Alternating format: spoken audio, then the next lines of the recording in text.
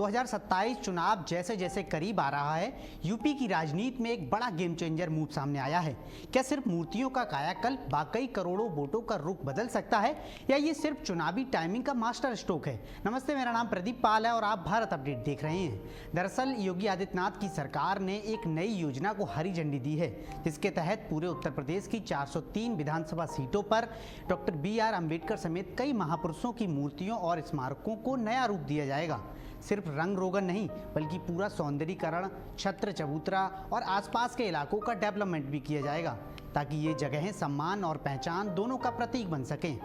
और इसकी शुरुआत 14 अप्रैल यानी अम्बेडकर जयंती से होने वाली है, जिसे बीजेपी अपनी दलित आउटरीच की बड़ी रणनीति के तौर पर देख रही है, क्योंकि यूपी में करीब 20% से ज़्यादा दलित आबादी है और चुनावी गणित में ये वर्ग बेहद अहम भूमिका निभाता है, खासकर तब जब 2024 लोकसभा चुनाव में बीजेपी को करीब 8.5% वोट का नुकसान झेलना पड़ा था और सपा के PDA यानी पिछड़ा दलित अल्पसंख्यक फॉर्मूले ने उसे कड़ी टक्कर दी थी।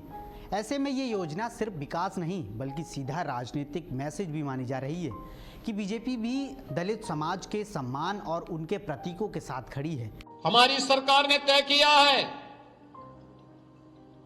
14 अप्रैल को भारत के संविधान के शिल्पी बाबा साहब भीमराव अंबेडकर की पावन जयंती के अवसर पर भारतीय जनता पार्टी का कार्यकर्ता भी और भारतीय जनता पार्टी अपने अपने बूथ स्तर पर जहां कहीं भी बाबा साहब भीमराव अंबेडकर की मूर्तियां होंगी, उनके पार्क होंगे, 13 तारीख को स्वच्छता का एक विशेष अभियान उसके आसपास करवाना और 14 अप्रैल को वहां पर जाकर के बाबा साहब भीमराव अंबेडकर की प्रतिमा पर पुष्पांजलि के बड़े कार्यक्रम के साथ जुड़ना। यह सामाजिक न्याय की स्थापना के लिए एक बड़ा कार्यक्रम होगा और स्वच्छता के इस कार्यक्रम के साथ जुड़ने के साथ ही सरकार ने तय किया है कि प्रदेश भर में जहां कहीं भी संविधान के शिल्पी बाबा साहब भीमराव अंबेडकर की प्रतिमा होंगी,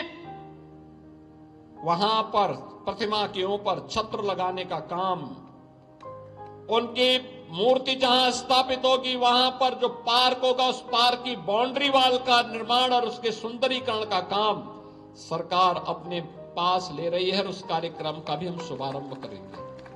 लेकिन दूसरी तरफ विपक्ष इसे चुनावी स्टंट बता रहा है। अखिलेश यादव का कहना है कि असली मुद्दा मूर्तियों पर छत लगाना नहीं, बल्कि आरक्षण और हक की सुरक्षा है। उनका आरोप है कि सरकार नौकरी और अफसरों में आरक्षण कमजोर कर रही है और सिर्फ प्रतीकों के जरिए वोट साधने की कोशिश कर रही है। वहीं राजनीतिक विश्लेषकों की राय भी बटी हुई है। कुछ इसे बीजेपी का सोचा समझा बड़ा प्लान मानते हैं, जो गैर जाटव दलित वोटर्स को फिर से अपनी तरफ ला सकता है, क्योंकि पहले भी बीजेपी ने इसी रणनीति से अपनी पकड़ मजबूत की थी, जबकि कुछ इसे दुधारी तलवार बता रहे हैं, जहां फायदा कम और नुकसान ज्यादा हो सकता है। अगर लोगों के ये सिर्फ दिखावा लगा, असल में यूपी का दलित वोट बैंक भी एक समान नहीं है। जाटव समुदाय जहां परंपरागत रूप से बसपा का कोर वोटर माना जाता है, वहीं पासी, कोरी, धोबी, वाल्मीकि जैसे गैर जाटव समूहों में वोटिंग पैटर्न ज़्यादा फ्लूइड है और यहीं बीजेपी अपनी पकड़ मजबूत करना चाहती है। यही वजह है कि पिछले साल अम्बेडकर जयंती पर बीजेपी और संघ ने 13 दिन का खास अभियान चलाकर